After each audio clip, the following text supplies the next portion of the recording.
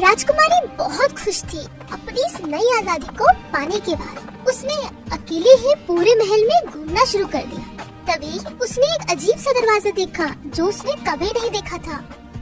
उसे उसके पीछे क्या है जानने के लिए उत्सुकता हुई और उसने दरवाजे को खोला और उस कमरे के अंदर गई।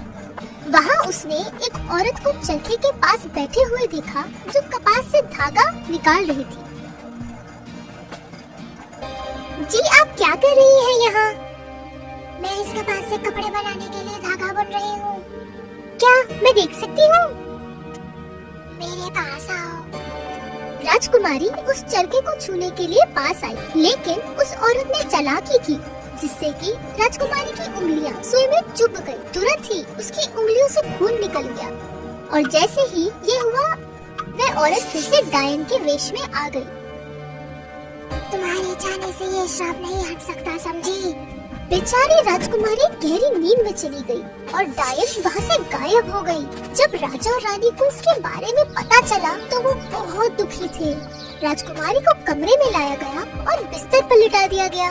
राजकुमारी अब भी सो रही है। कहाँ है वो? वो अपने बिस्तर पर सोई है, ऐसी नींद में जो सिर्फ उसके सच्चे प्यार के चूमने से खुल सकती है। लेकिन राजकुमारी किसी भी राजकुमार से नहीं मिली थी जिससे वो प्यार कर सके और राजकुमार उससे। शायद वो कभी ना उठे। हम देख सकते हैं क्या? आओ साथ मेरे।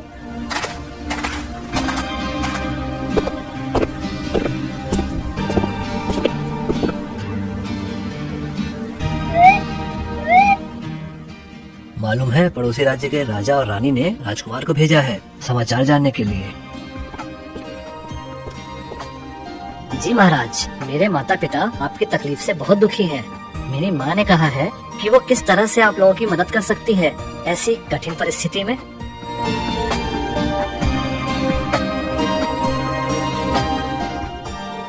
ये बहुत खूबसूरत है। मुझे लगता है ये वही राजकुमारी है जिसके लिए मैंने अब तक इंतजार किया है। कौन हो तुम? तुम मेरे सपने में आ रहे थे। मेरी बच्ची, तुम ठीक हो?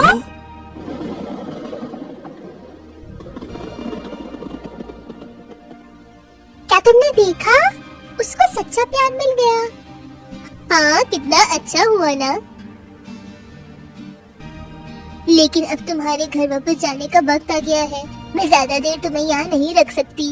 किसी और दिन तुम्हारे पास आऊंगी, लेकिन अभी तुम्हें वहीं वापस जाना होगा जहाँ से तुम लोग आए हो।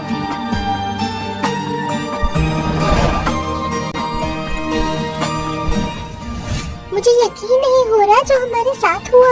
हाँ बिल्कुल, मुझे भी नहीं हुआ। अब हमें ये सब भूल के घर जाना चाहिए। मो और जो मॉल में है, वो खिलौनों की दुकान के पास से गुजर रहे हैं। उन्होंने वहाँ एक लकड़ी की कठपुतली देखी जिसकी नाक बहुत लंबी थी। अरे उस खिलौने को देखो, उसकी नाक को तो देखो। जो मुझे लगता है कि ये पिनोकियो है। वो क्या है?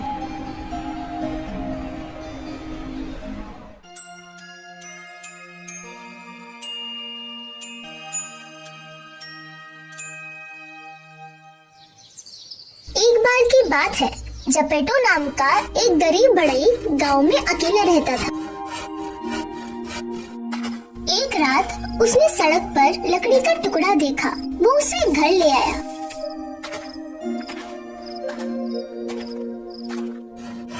उस लकड़ी के टुकड़े से उसने एक लड़का बनाया।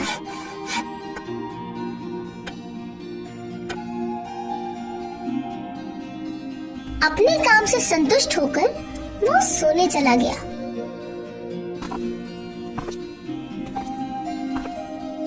अगली सुबह जब वो सोकर उठा, उसने पाया कि लकड़ी से बना हुआ लड़का जिंदा हो गया है। अरे मुझे अपनी आंखों पे यकीन नहीं हो रहा है। अरे तुम तो जिंदा हो चुके हो। जिंदा?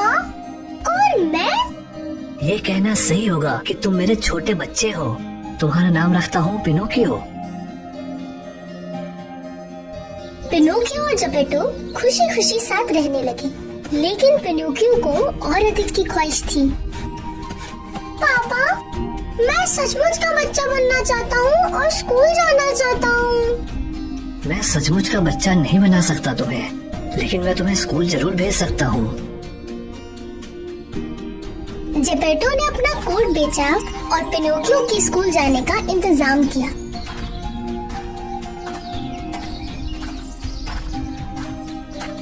सभी लोग उस लकड़ी के बच्चे को देखकर चौंक जाते थे, लेकिन ऐसा नहीं था कि हर कोई उसके लिए अच्छा सोचे। जपेटो का मतलबी पड़ोसी एक दिन उसके घर आया। हेलो जपेटो। हेलो, मैं वो लेने आया हूँ जो मेरा है। क्या मतलब है तुम्हारा? वो लड़का पिनोकियो वो मेरा है। ये बिल्कुल झूठ है, मैंने खुद उसे बनाया है। हाँ, उसी लकड़ी से ना जो सड़क पर पड़ा हुआ मिला था तुम्हें, वो लकड़ी मेरी थी। तुम ये साबित नहीं कर सकते और ये बिल्कुल भी सच नहीं है। तुम सिर्फ इसलिए मेरे पिनोकियो को मांग रहे हो जिससे तुम अपने सर्कस में उसे खड़ा कर सको स्टेज पर। अभी तुरंत मेरे घर से बाहर निकल जाओ, जाओ। ये क्या बात हुई? मैं एक न एक दिन पिनोकियो को जरूर ले जाऊंगा। सिर्फ यही एक दिक्कत नहीं थी जो जपेटो झेल रहा था। मैं असली लड़का बनना चाहता हूँ। मेरे सभी दोस्त असली हैं।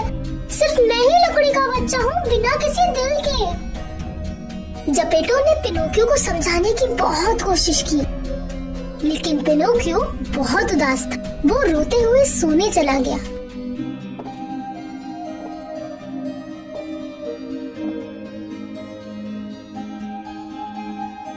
एक परी उधर से गुजर रही थी। उसने सारी बातें सुनी थी। ये बच्चा स्वार्थी है। जब तक ये मदद नहीं करेगा दूसरों की, तब तक इसे दिल नहीं मिलेगा।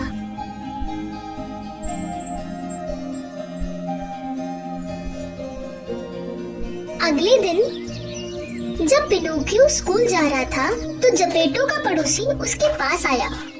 उसने आज ही पिनोकियो को ले जाने की योजना बनाई ताकि वो सर्कस में उसका उपयोग कर सके। इसलिए उसने स्कूल जाते हुए बच्चों को रोका और उनसे झूठ बोला। हेलो प्यारे बच्चों, क्या तुम जानते हो उस टापू पर एक मेला लगा हुआ है? ये बहुत ही मजेदार मेला है। आज तक इस इलाके में ऐसा मेला कभी नहीं लगा। तुम लोगों को वहाँ जरूर जाना चाहिए। वो बच्चे टापू पर लगे उस मेले के बारे में सुनकर बहुत उत्सुक हुए। उन्होंने स्कूल को छोड़कर मेले में जाने की योजना बनाई।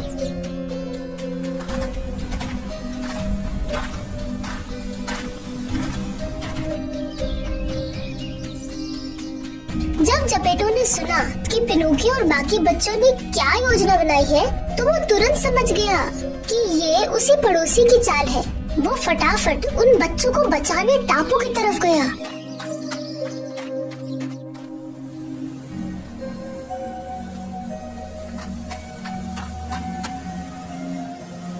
वो समुद्र में कूद गया और टापू की तरफ तैरने लगा।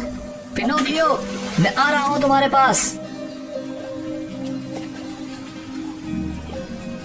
इससे पहले कि जपेटो उस टापू पर पहुंच पाता, एक व्हेल मछली ने उसे निगल लिया। जब पिनोकियो ने ये देखा, तो वो तुरंत जपेटो को बचाने पानी में कूद गया। पापा, पापा, मैं आपको बचाऊंगा। जब पिनोकियो समुद्र में कूदा, तुरंत ही व्हेल मछली ने उसे भी निगल लिया। अंदर जाकर उसने जपेटो को देखा।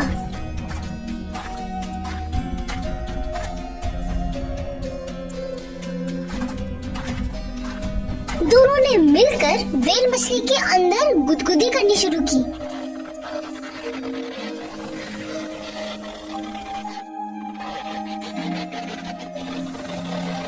जब तक कि व्हेल मछली ने उन्हें छींककर बाहर निकाल न दिया। वो तुरंत तैरकर किनारे पर आ गए और देखा कि बाकी बच्चों के माता पिता ने उन्हें बचा लिया है। और फिर वो दोनों घर वापस आ गए और खुशी खुशी साथ रहने लगे। उस रात जब पिनोकियो सो रहा था, परी उसके घर आई। इसने दूसरों की देखभाल करना सीख लिया है। अब ये असली दिल वाला बच्चा बन गया है।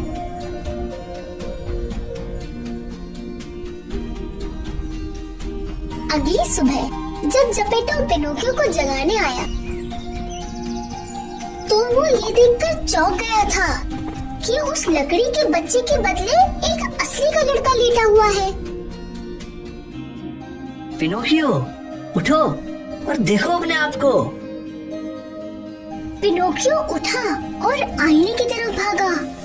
मैं एक बच्चा हूँ, मैं एक असली का बच्चा बन गया। ये वाली कहानी कितनी मजेदार थी। हाँ, मुझे भी ऐसा लगता है कि हमें खिलौना खरीद कर घर ले जाना चाहिए। हाँ, बिल्कुल। ये खिलौना हमें दूसरों की मदद करने के लिए प्रेरित करेगा। मैं सहमत हूँ। चलो खरीदते हैं इसे। हाय, मैं मो हूँ। हाय, मैं जो हूँ। और वीडियो देखने के लिए हमें सब्सक्राइब करें।